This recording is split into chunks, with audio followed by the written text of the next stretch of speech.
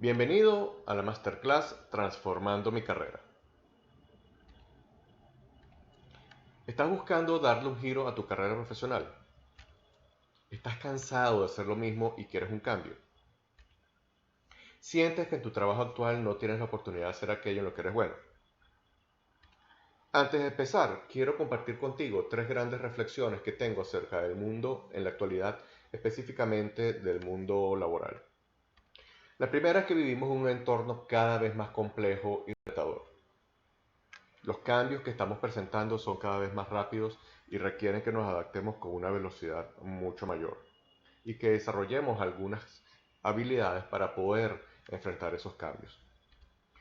Segundo, que el objetivo que todos tenemos, o que la gran mayoría de nosotros tenemos, es que queremos ser felices y exitosos y ganar dinero haciendo lo que nos gusta.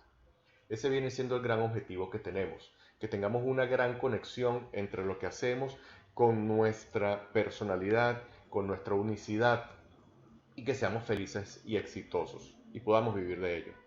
Y por último, que ser diferentes es bueno. Y te voy a explicar más adelante por qué y por qué es importante diferenciarnos en el mundo actual.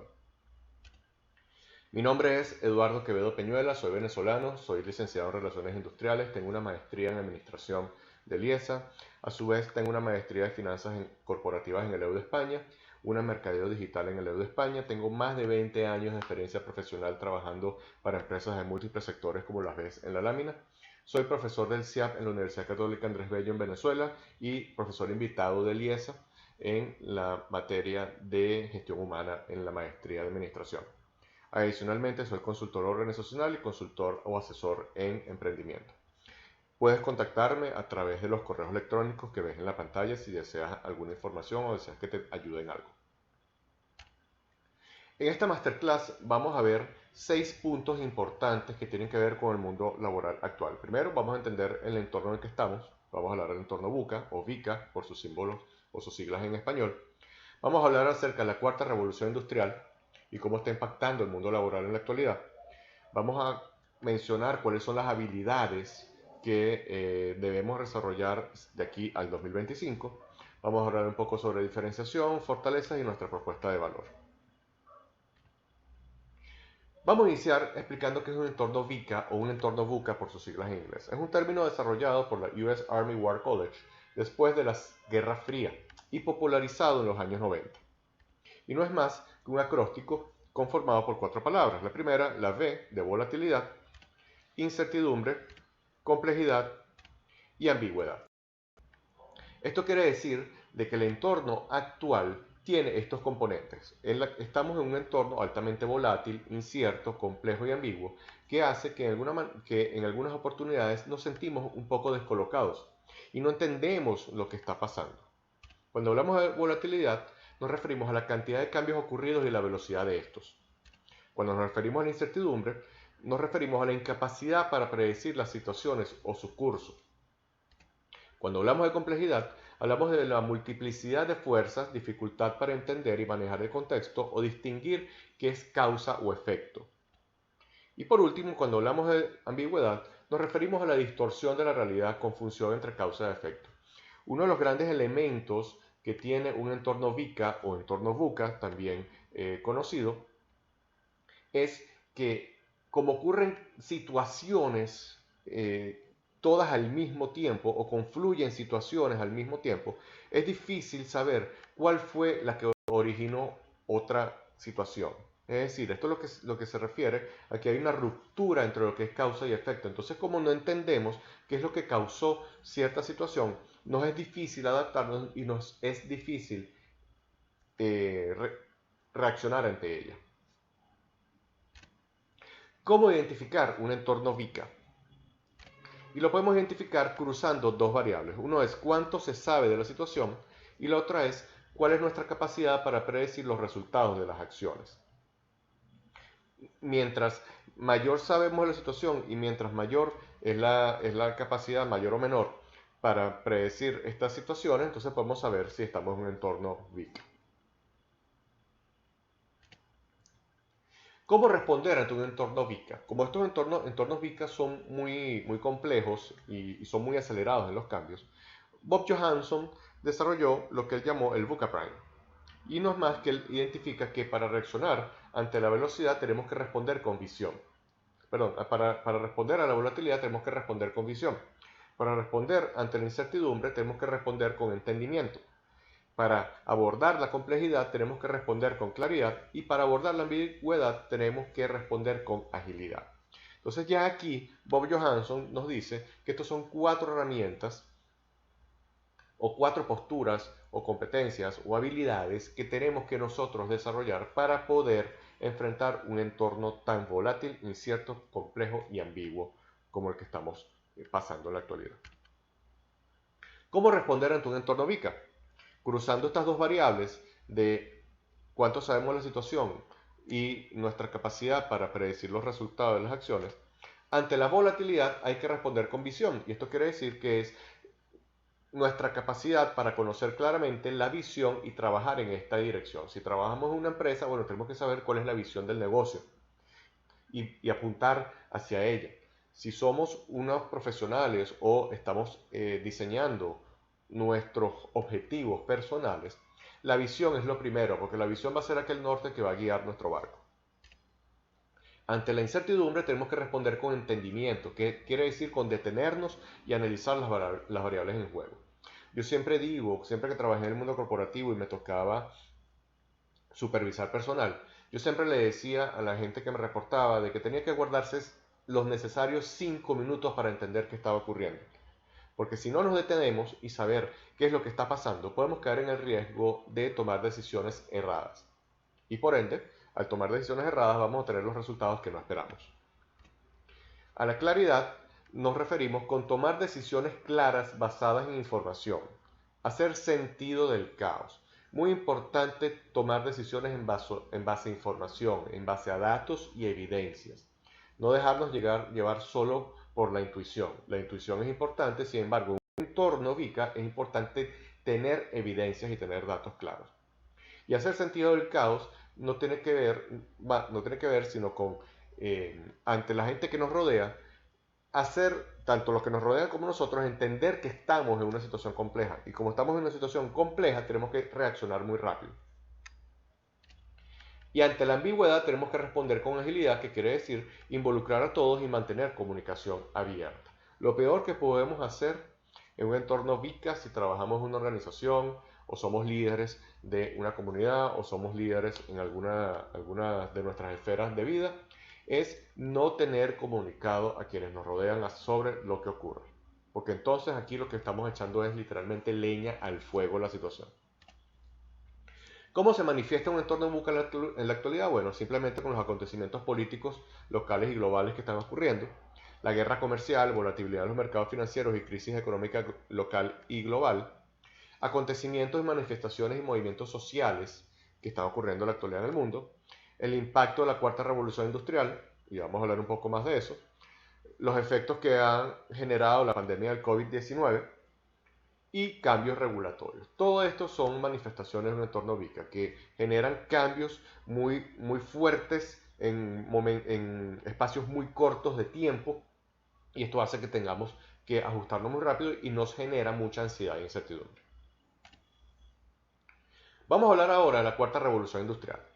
Estamos en plena cuarta revolución industrial y muchos dicen que ya estamos en camino a la quinta. Cuando hablamos de la cuarta revolución industrial, primero tenemos que referirnos a las 3 anteriores. Tuvimos una primera revolución industrial que fue la era de la mecanización, donde se inventó la máquina de vapor, la energía hidráulica y la mecanización de los procesos. El ferrocarril fue uno de los inventos más claves de esa época. Segundo, vino la segunda revolución industrial que tuvo que ver con todo lo que fue la electricidad, el descubrimiento de la electricidad. Y esto produjo que la producción en masa, valga la redundancia, se impulsara a través del diseño de la cadena de montaje y de la electricidad. Aquí es cuando Henry Ford tuvo su gran descubrimiento, que fue el desarrollo de la producción en masa para poder producir el modelo T. La estandarización fue una de las grandes consecuencias de la segunda revolución industrial. De la primera revolución industrial, una de las grandes consecuencias fue la división del trabajo. En la segunda revolución industrial fue la estandarización. y la producción en masa. La tercera revolución industrial tuvo que ver con la era de la informática, la automatización y las tecnologías de información y comunicación conocidas como TICs. Aquí, cuando nace la computadora y todos los avances tecnológicos alrededor de la computación o la telemática, como le dicen en algunos contextos, fue clave para la tercera revolución industrial y dio pie a la cuarta revolución industrial, que es lo que llamamos la era de la digitalización, en donde elementos como el Internet de las Cosas, la nube o cloud computing, la coordinación digital, sistemas ciberfísicos y la robótica, así como la inteligencia artificial y otros avances tecnológicos, son los que están marcando la pauta de esta cuarta revolución industrial. Es importante entender que estamos en esta cuarta revolución industrial porque la cuarta revolución industrial está generando cambios en el mundo del trabajo, que son cambios muy profundos a los cuales tenemos que identificar algunas estrategias para poder adaptarnos y poder seguir desempeñando nuestras labores de negocio, nuestras labores profesionales en esta era. ¿Cuáles son los efectos de la cuarta revolución industrial? El Foro Económico Mundial había establecido que para finales del año 2020, antes de la crisis de la pandemia del COVID-19, se iban a perder 7 millones de empleos en el mundo. Iban a desaparecer más de 7 millones de empleos en el mundo, como consecuencia de la cuarta revolución industrial. A su vez, el IMF Business School identificó que se iban a crear más de 3 millones de empleos relacionados con el mundo digital. Pero fíjense, se iban a crear más de 3 millones de empleos, pero se iban a perder más de 7 millones de empleos. Es decir, íbamos a tener un déficit de más del 50% de empleos en el mundo. Y esto evidentemente tiene sus efectos en la sociedad. Tiene sus efectos en el desempleo, tiene sus efectos en los sistemas de seguridad social en los países. Hay países que ya están analizando cosas como otorgar una renta mínima vital a sus ciudadanos. Y esto es algo muy complejo, a lo cual hablaré posteriormente en otra masterclass, porque esto implica tomar decisiones a manera fiscal en los países y los incentivos que esto genera. Por lo cual hay que estudiarlo muy bien. ¿Cuáles serían los empleos según el IMF que se iban a crear o se crearán?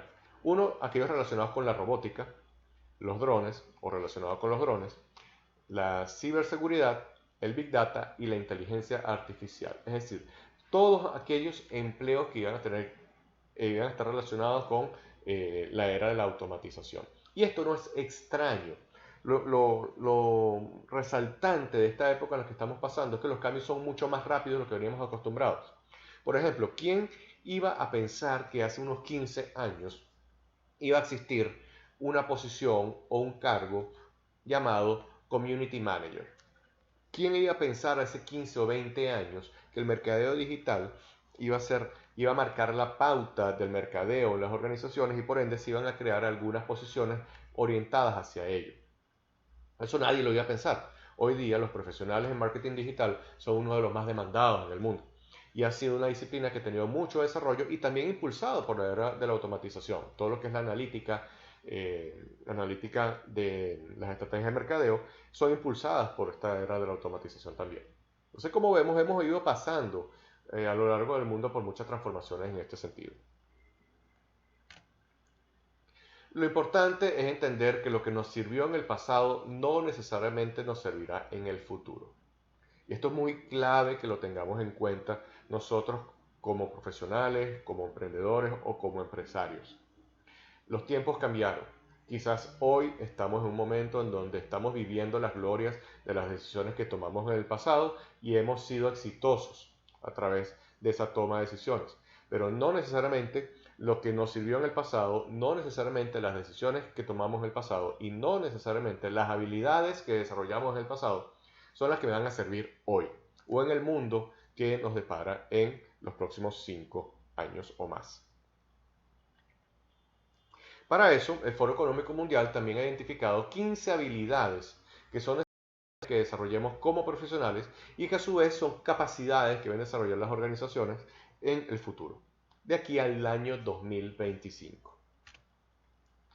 ¿Qué demandará el futuro? Mandará una mayor adopción de la tecnología, ya lo estamos viendo. Aumentará la brecha de competencias, porque habrá personas que a lo mejor tengan mayor velocidad para adaptarse a la adquisición de nuevos conocimientos. El reskilling o reciclaje de los trabajadores de una empresa a través de la formación, en lugar de buscar a otros profesionales fuera de la misma.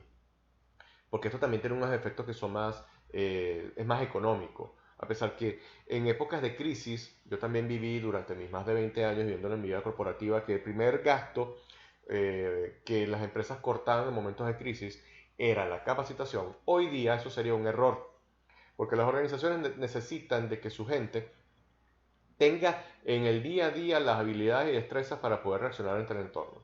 Y también, aquí hago un inciso, no tenemos que esperar a que la organización invierta en nuestra capacitación. Una de las cosas que yo siempre menciono, de las 9 empresas en las cuales trabajé durante mis más de 20 años de vida profesional, fueron muy pocos los cursos que esas empresas me pagaron. Hubo empresas que me pagaron pocos cursos, pero muy buenos y de muy alto valor, pero la gran mayoría de las capacitaciones que yo hice, mi maestría y otros cursos que hice, fueron pagados por mi propio bolsillo. Es decir, yo ahorraba y yo dedicaba una parte de mi presupuesto para la capacitación. Hoy día no es excusa para nadie que no pueda estudiar o no pueda adquirir una habilidad, cuando hay N cantidad de herramientas en línea que nos puede ayudar para eso. Y por lo último, el aprendizaje acelerado. ¿No? ¿Cuáles son las habilidades requeridas para el 2025 según el Foro Económico Mundial? Y aquí los vamos a nombrar a cada una de ellas. 1. Pensamiento analítico e innovación. Es muy importante que tomemos decisiones en base a datos, evidencias y vemos en las soluciones que vamos a crear. Aprendizaje activo, tenemos que estar todo el tiempo estudiando. Yo soy uno que estoy todo el tiempo estudiando, viendo videos en algunas plataformas de aprendizaje, leyendo. Esto es muy importante. Resolución de problemas complejos. Y esto tiene que ver con lo primero que vimos, el entorno es cada vez más complejo y los problemas van a ser también cada vez más complejos. Pensamiento crítico y análisis, está muy asociado con la primera. Creatividad, originalidad e iniciativa. Liderazgo e influencia social. Las habilidades blandas son hoy día cada vez más importantes. Uso, seguimiento y control de la tecnología. Sabemos que hay nativos digitales y hay gente que son náufragos digitales prácticamente, pero es muy importante que todos manejemos la tecnología en la actualidad. Diseño y programación de tecnología. Una de las cosas que ha traído la automatización es que todos podemos aprender algún lenguaje de programación. Evidentemente va a tomar tiempo y que le dediquemos tiempo, pero todo lo podemos hacer. Resiliencia, tolerancia al estrés y flexibilidad. Esto porque evidentemente los cambios que nos vamos a enfrentar o nos estamos enfrentando son muy complejos, son de grandes dimensiones y se generan a grandes velocidades. Razonamiento y resolución de problemas. Inteligencia emocional, sigue siendo un factor clave. Solución de problemas del usuario, tenemos que estar muy involucrados con nuestro cliente final y entender de que la máxima es el cliente. Y esto ocurre en todas las profesiones, esto ocurre en todas las funciones en las organizaciones. Orientación al cliente, análisis y evaluación de sistemas y por último, negociación y persuasión. Estas son 15 habilidades que tenemos que desarrollar cada uno de nosotros. Sin embargo, también el Foro Económico Mundial dice que esto toma tiempo y indica que podría tomar de 1 a 2 meses para alguien adquirir una de las 15 habilidades que mencionamos anteriormente. Puede tomar de 2 a 3 meses ampliar habilidades en desarrollo de productos, datos e inteligencia artificial. Y puede tomar hasta 4 meses desempeñar funciones en la nube e ingeniería o adquirir habilidades para desempeñar funciones en la nube e ingeniería. Entonces, como vemos, el aprendizaje cada vez más acelerado. No podemos ahora decir, no, bueno, me voy a tomar 2 años para entender cómo funciona el blockchain. Voy a tomarme 2 años o 5 años para estudiar una maestría. Hoy día el aprendizaje tiene que ser más compactado, directo y sintetizado y más útil, más práctico. ¿Qué debemos hacer entonces? Primero, tenemos que tener formación continua. Esto es algo que tenemos que tener todos en nuestro mindset. Segundo, conocer nuestras fortalezas. Y tercero, diferenciarnos. Yo me voy a referir a las dos últimas, es decir, conocer nuestras fortalezas y diferenciarnos, porque formación continua, esto es más que claro y podemos hablar también de eso en otro capítulo. Una de las cosas que está generando, particularmente en mí, mucho debate, es en qué debemos enfocarnos, si en las competencias o en las fortalezas. Yo soy profesional de recursos humanos, como lo mencioné anteriormente, y entendemos de que el concepto de competencias tiene muchos años ya, tiene más de 20 años en el mundo corporativo. Y las competencias tienen que ver con que este es el famoso modelo del iceberg, en que todos tenemos unas habilidades o conocimientos, que es lo que está visible en la punta del iceberg, y se desarrollan a través de entrenamiento, el saber actuar. Pero el 90% de la masa del iceberg está debajo del agua. Y esto tiene que ver con las competencias, que es aquello que no es visible. Tiene que ver con nuestro rol social, imagen de nosotros mismos, rasgos y motivos. Y esto define lo que es nuestra personalidad, ¿no? Y son más difíciles de desarrollar y tiene que ver con el querer actuar. Son comportamientos, son conductas.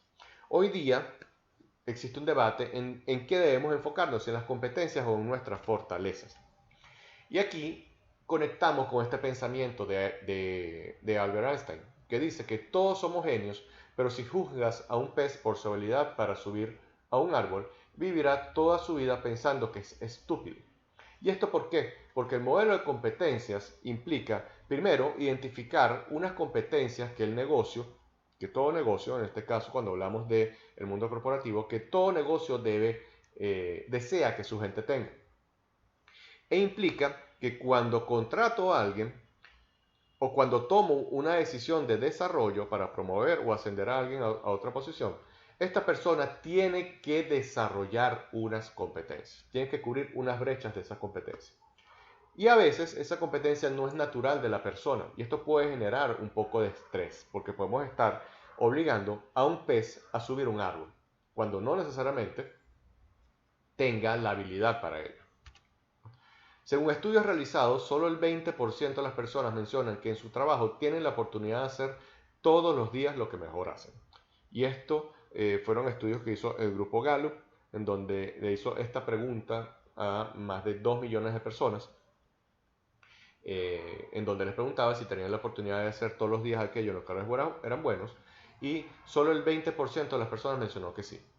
Visto de otra forma, ¿qué quiere decir esto? Que las empresas están trabajando el 20% de su capacidad. Es decir, hay otro 80% de personas que piensan de que no tienen la oportunidad de trabajar en aquello en lo que son buenos. Y aquí hablamos del término de las fortalezas, que es la contraposición de las competencias. En cambio, cuando las competencias estamos hablando de conductas y algunas conductas tienen que desarrollar, conductas o comportamientos, las personas tienen que desarrollarlas. Con las fortalezas partimos del principio de que todos trabajamos sobre aquello que ya tenemos, esa caja de herramientas que todos ya traemos. ¿Cuál es el motivo de que tan solo el 20% de las personas piensen que tienen la oportunidad de trabajar aquello en lo que son buenos? Uno, que la mayoría de las empresas funcionan bajo dos premisas erradas. La primera, que las personas pueden aprender a ser competentes en casi todo. Y la segunda, la oportunidad de crecimiento de las personas está trabajando en sus debilidades, llamándolas áreas de oportunidad. Segundo, en algunos casos esto genera mucho estrés en las personas, dado que tienen que invertir mucho tiempo y esfuerzo en el desarrollo de elementos que no les son naturales, en lugar de enfocarse en aquellas que sí lo son.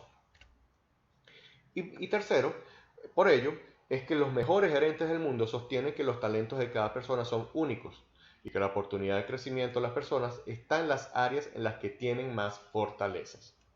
Es decir, si alguien tiene capacidad analítica, pongámoslo en una posición para ello. Uno de los errores que a veces cometemos en las organizaciones y a veces nos forzamos como profesionales es desarrollar aquello que nos es más difícil y nos ponemos ese reto, como que eso es como que si yo nunca hubiese hecho montañismo y de la noche a la mañana quiero subir el Everest. Me voy a forzar a subir el Everest y no voy a tener los resultados que quiero. O a lo mejor no tengo la capacidad física para ello. Muchas veces en las organizaciones queremos forzar a los profesionales a hacer cosas para las cuales no tienen habilidades. Queremos forzar a alguien que es tímido a que haga presentaciones gerenciales con soltura. Queremos forzar a lo mejor a algún buen técnico para que sea gerente. Y aquí lo que estamos haciendo es tomando decisiones erradas en desarrollo de talento.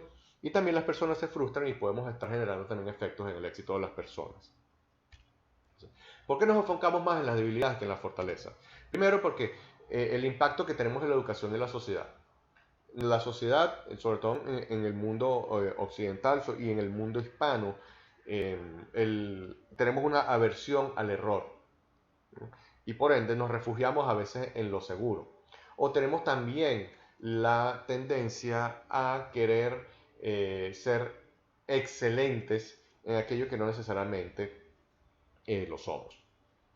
Segundo, el miedo a nuestras debilidades. Martin Seligman, que es el padre de la psicología positiva, él se asombró una vez porque dijo que había más de 40.000 estudios sobre la depresión y solo 40 sobre la felicidad. Es decir, tenemos como una tendencia natural a ver lo malo, pero no a ver lo bueno. Y segundo, sirve solo para que las debilidades, o enfocarnos en las debilidades, sirve solo para impedir el fracaso, más no para alcanzar la excelencia.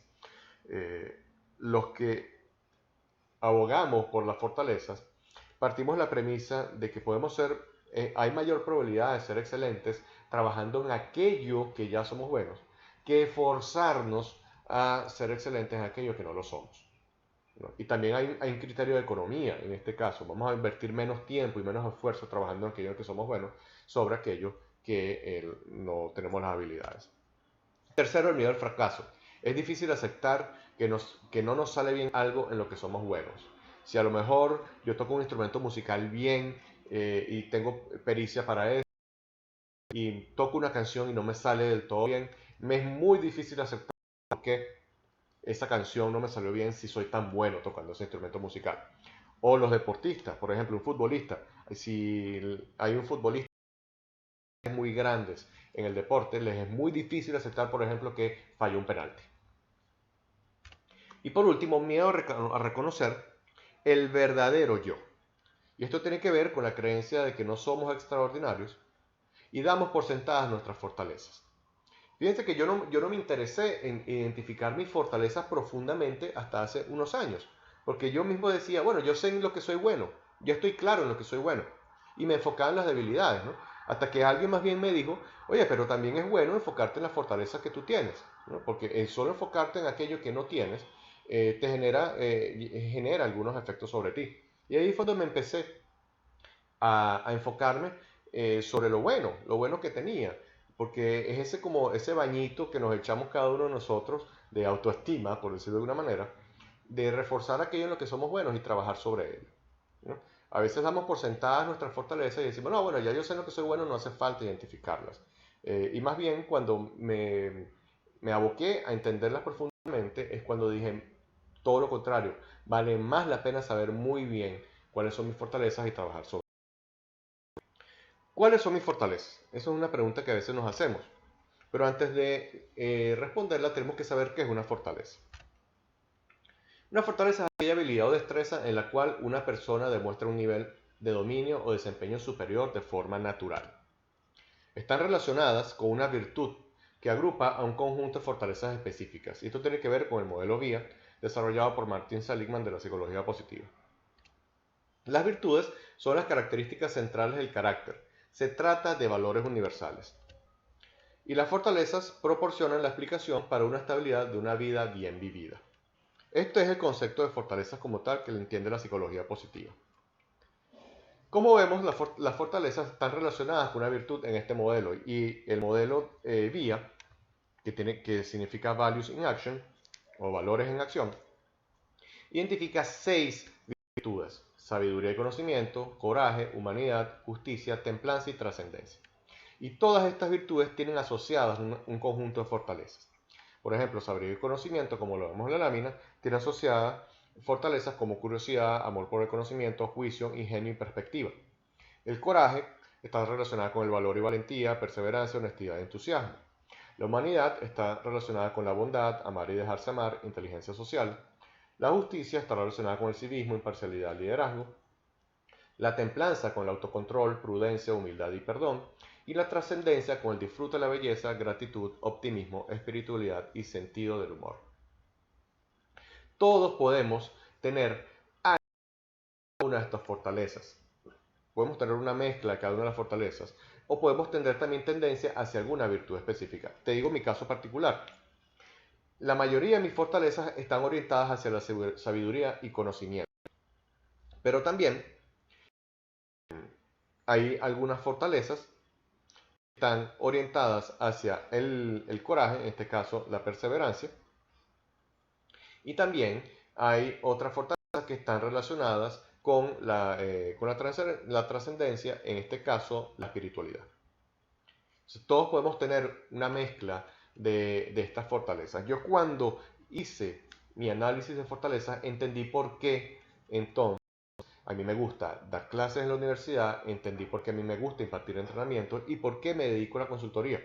Porque todo consultor tiene en el fondo un maestro, un profesor. Entonces, mi llamado es a que analices tus fortalezas, porque en función a tus fortalezas puedas diseñar el trabajo que quieres, o aquel trabajo en donde vas a tener mayor probabilidad de éxito. Voy a hablar rápidamente sobre las virtudes. Sabiduría y conocimiento son aquellas fortalezas cognitivas que implican la adquisición y el uso del conocimiento. El coraje o valor tiene que ver con fortalezas emocionales que implican la consecución de metas ante situaciones de dificultad externa o interna. La humanidad de amor tiene que ver con fortalezas interpersonales que implican cuidar y ofrecer amistad y cariño a los demás. La justicia son fortalezas cívicas que conllevan una vida en comunidad saludable. La templanza o moderación tiene que ver con las fortalezas que nos protegen contra los excesos. Y la trascendencia tiene que ver con fortalezas que forjan conexiones con la inmensidad del universo y proveen significado de vida. En este sentido, te invito a identificar cuáles son tus fortalezas para que puedas tener una vida profesional y personal más enriquecedora. Y el último punto al que me quiero referir es a la diferenciación. Y aquí te hago una pregunta. ¿Qué es mejor? ¿Ser más del montón o ser exitoso siendo uno mismo? Esto es una decisión muy valiente, ¿no? Y aquí hablamos del término de la diferenciación. Cuando hablamos de diferenciación, nos referimos a que un bien o servicio que no es diferente es un commodity. ¿Y qué es un commodity? Es todo bien que tiene valor o utilidad y un muy bajo nivel de diferenciación o especialización. Una de las características principales de un commodity es que los márgenes de ganancia son más reducidos. ¿Qué es un commodity? Las materias primas son un commodity. El petróleo, la madera, el papel, el agua son un commodity. Y por ende, como hay muy poca diferenciación entre, vamos a poner dos ejemplos, entre el petróleo que se produzca en Venezuela sobre el petróleo que se produzca en Colombia, un ejemplo nada más. Puede haber diferenciación en que, bueno, uno puede ser más pesado que el otro, uno puede tener más contenido de azufre que el otro, pero al final de cuentas es petróleo. Y la diferencia en precio entre uno o el otro puede ser muy poca. En este sentido, los profesionales también podemos comoditizarnos, es decir, si no nos diferenciamos entre nosotros como profesionales, así como las empresas también o los emprendimientos, si no se diferencian entre otros emprendimientos entre otras empresas, podemos caer en el riesgo de la comoditización. Es decir, de que seamos todos iguales y la única forma de diferenciarnos es a través del precio. Entonces, esta teoría tiene que ver mucho, o tiene que ver, la principal exponente de la teoría es la teoría de la estrategia del océano azul, que dice que para diferenciarnos tenemos que recurrir a cuatro acciones. Uno es identificar qué tenemos que eliminar de aquellas variables en nuestra industria o qué tenemos que eliminar de lo que se haga en nuestra disciplina. Segundo, que tenemos que reducir. ¿Cuáles son las variables que tenemos que reducir por debajo de lo normal en la industria? Tercero, que tenemos que incrementar, es decir, cuáles variables hay que incrementar por encima del estándar. Y por último, que tenemos que crear que no se esté realizando en nuestra industria o que nuestra profesión no se esté realizando. Con esto desarrollamos una matriz, que es lo que llamamos la matriz ERIC, que no es más que la conjunción de cuatro cuadrantes que nos identificamos o mencionamos en estos cuatro elementos todos los que están descritos en él. Y al final vamos a tener una curva de valor. Es decir, esta curva de valor va a ser una representación gráfica de cómo agregamos valor nosotros. Es decir, aquello que eliminemos o reduzcamos nos va a dar espacio para poder incrementar o crear otras cosas y enfocarnos en eso. Y ahí es donde vamos a ser distintos al resto. Y por ende, al ofrecer un valor diferenciado, podemos tener también una diferencia en precio.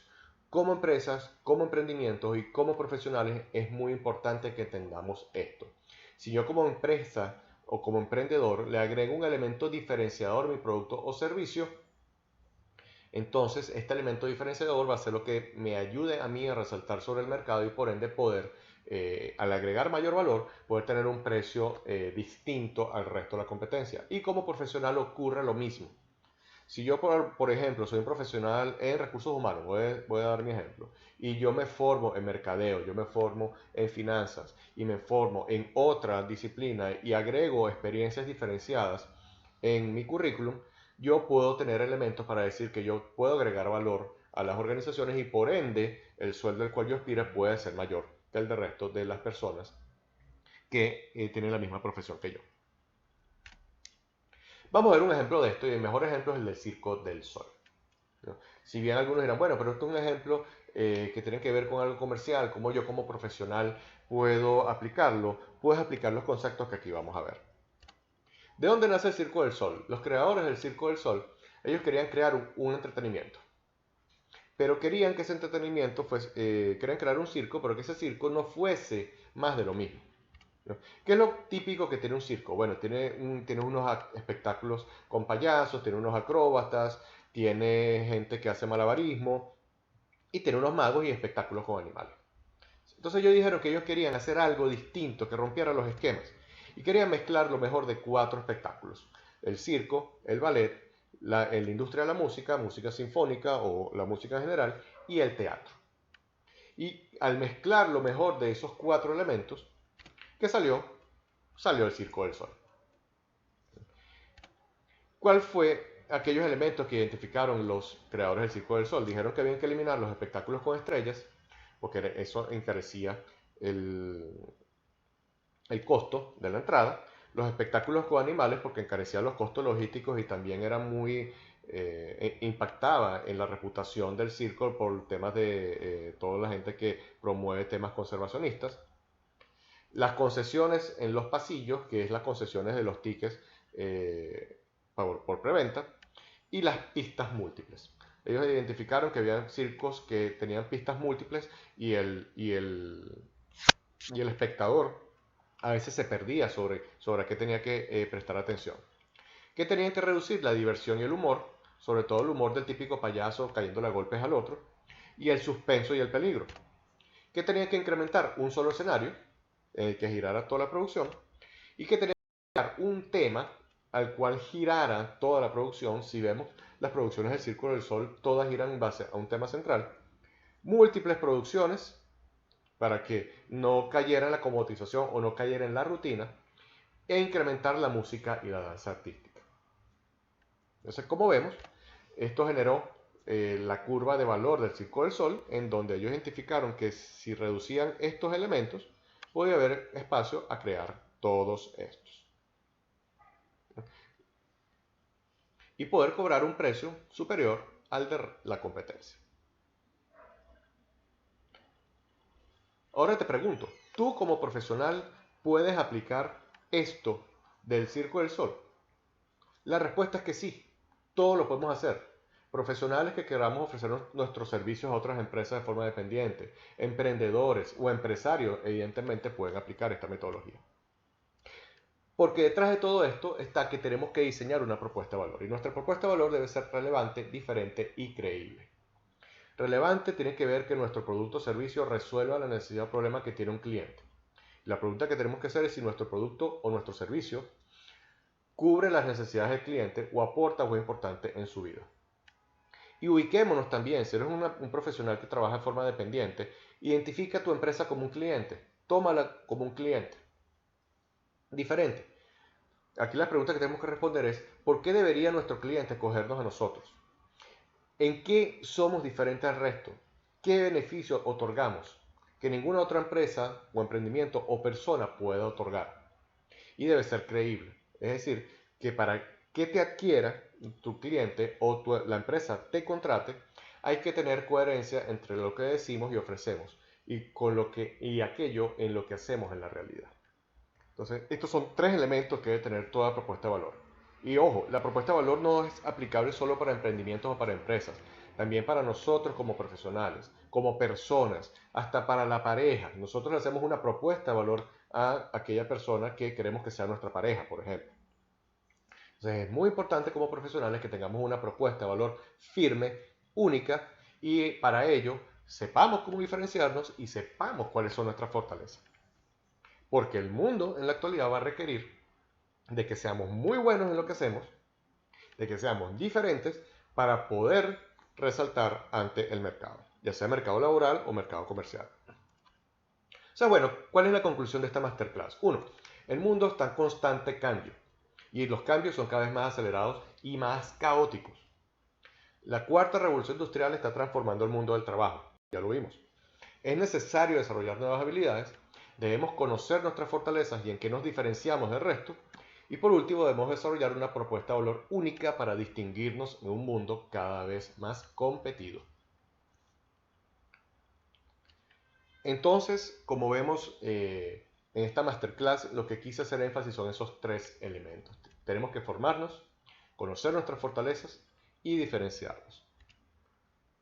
Antes de despedirme, quiero compartir contigo una propuesta que te tengo, una solución para ti que estás iniciando este camino a la diferenciación y quieres ser feliz y exitoso haciendo aquello en lo cual eres bueno. Y es un curso que tengo que se llama Convierte el trabajo que tienes en el trabajo que quieres. ¿En qué consiste? Es un curso que está dirigido a todo profesional que desee ser feliz y exitoso en su trabajo, haciendo aquello en lo que es bueno. Es un curso en línea. A través de la aplicación de 7 herramientas, el participante estará en la capacidad de diseñar o rediseñar su trabajo, asegurándose que aquello que realice está acorde a sus fortalezas y a su unicidad, es decir, a su esencia como persona. Contarás no solo con la formación teórica, porque evidentemente todo curso tiene contenido teórico y dentro de mi propuesta de valor ya te diste cuenta que una de mis fortalezas está relacionada con la sabiduría y el conocimiento. Dentro de mi propuesta de valor está enseñar a mis clientes o a aquellas personas que me rodean, ayudarlos a contribuirles con incrementar sus conocimientos. Entonces hay una parte que es formación teórica y también contarás con ejercicios prácticos y 3 guías de trabajo que te servirán como material de apoyo. Y al final del curso podrás agendar una sesión de 1 hora de duración gratis en línea conmigo para revisar tu plan de desarrollo personal. Esto ya está incluido en el precio del curso. ¿Qué aprenderás? Aprenderás a describir tu trabajo actual, a identificar tus fortalezas. Hay un ejercicio específico para ello. Identificar tu tipo de inteligencia. Esto es muy importante. La inteligencia no tiene que ver con los conocimientos nada más. O sea, el coeficiente intelectual no es la única medida de inteligencia. Hay otros elementos y hay varios tipos de inteligencia. Lo importante es que tu inteligencia para que puedas diseñar el empleo que tú deseas tener. Cuarto, vas a poder diseñar tu trabajo ideal.